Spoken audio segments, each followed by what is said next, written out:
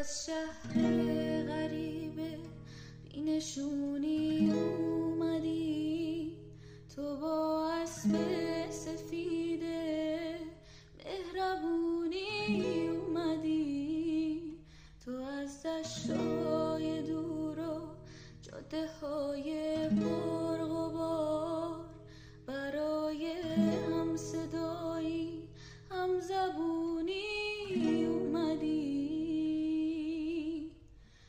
تو از راه میرسی پر از گرد و غبار، تموم انتظار میاد همرات بهار.